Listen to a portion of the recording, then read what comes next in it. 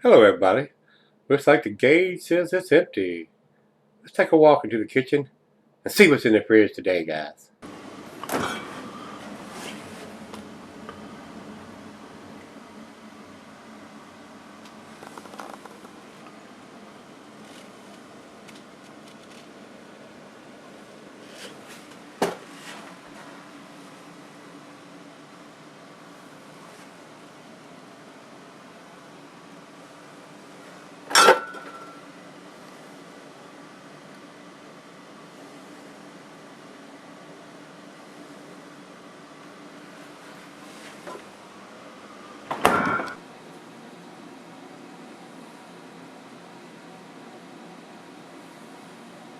Hey everybody, thanks for stopping by Gregsbeerreviews. Today we got us a free Floyds beer.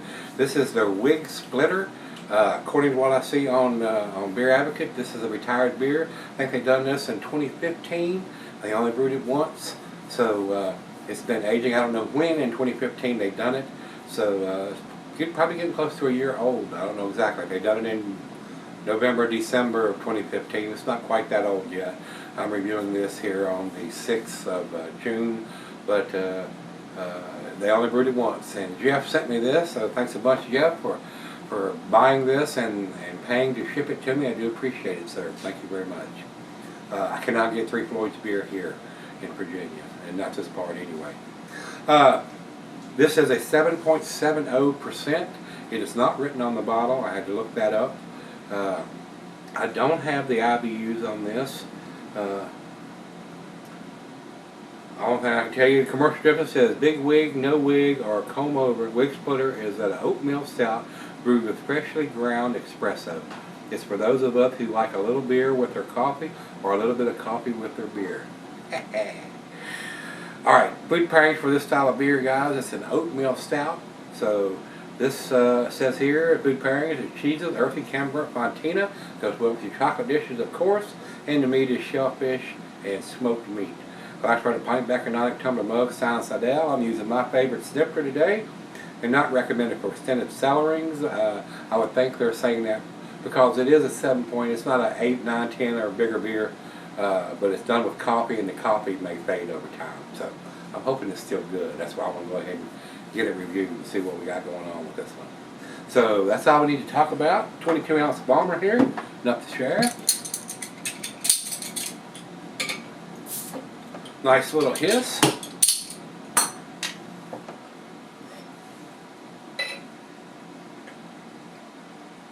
Pretty dark coming out of the bottle. It's not pitch black. I can see a little light through it as it's streaming out of the bottle, but got a feeling it's going to be pretty dark once it's into the glass. About a finger of head on that pour. And it's pretty dark. No light through the big bulb part of the glass. And maybe just a slight little bit around the outside of the thin part. But it's pretty dark, guys. Pretty much like an oatmeal stout should be. Pretty dark. Let's get a nose on it. Rich roasted malt, espresso coffee, maybe some hints of some dark fruit, maybe a little caramel, toffee. Got a little nice sweetness to the back end. I don't know if it was done with lactose or not. Smells pretty good though. Free Floyds does some really good stuff. They normally date their bottles, so, and this one is sweating profusely. So I'll take a quick gander at it when I come back. But it is a retired beer, and from what I'm seeing, I think it was done in 2015. Just guessing right now. Like I said, we'll look closer when I come back. It's time. Let's get it on. Cheers, everybody. Cheers, Jeff. Thank you, sir.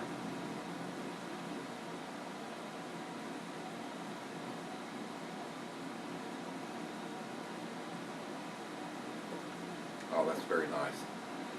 That is very, very nice. Very nice espresso coffee in this beer. Rich roasted caramelly malt, toffee, hints of tobacco, maybe some darker fruit in there, plums, dates. But it's right out of the fridge, so we're going to let it warm up and see if we can get anything else out of it after it comes up to room temperature.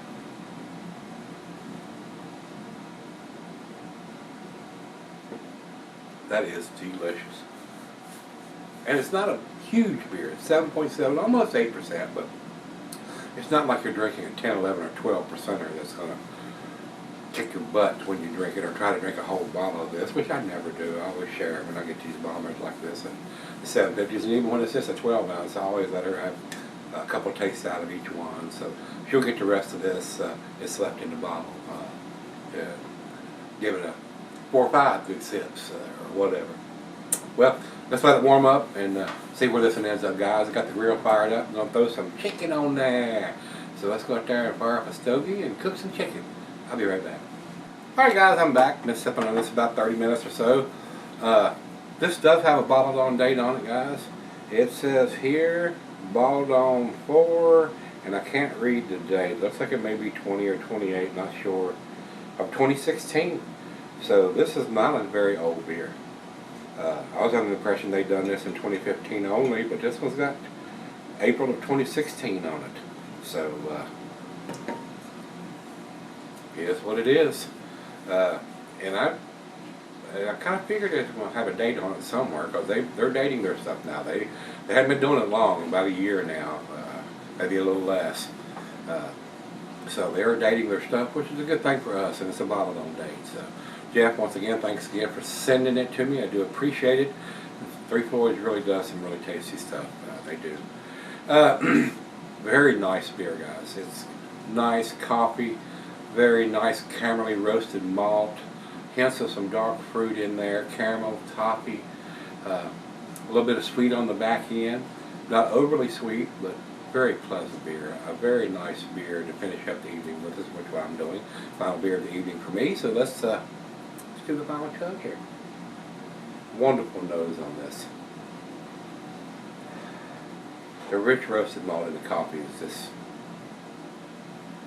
standing out more than anything else. I won't say off the chain, but it's very pleasant beer. Awesome beer. Very well done. Not giving any of this 7.7% alcohol. Very well made. Final chug.